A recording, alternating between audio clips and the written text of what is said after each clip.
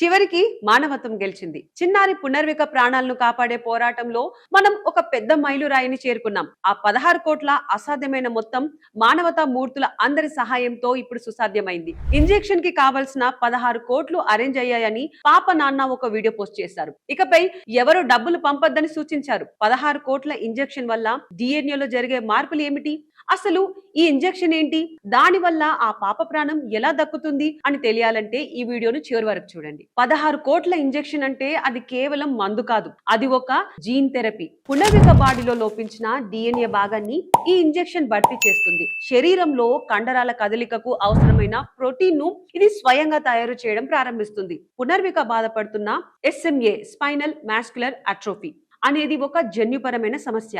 మానవ శరీరంలో కండరాల కదలికకు అవసరమైన ప్రోటీన్ కు తయారు చేసే SMN1 అనే జన్యు లోపం వల్ల ఈ వ్యాధి వస్తుంది. ఈ ఇంజెక్షన్ ఒక జన్యు చికిత్స.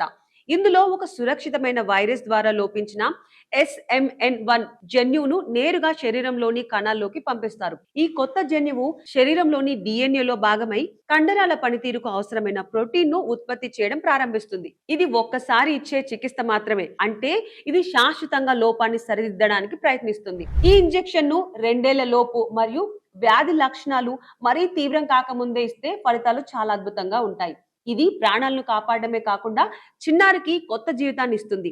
ఇది పునర్వికాకు దేవుడిచ్చిన రెండో జన్మ.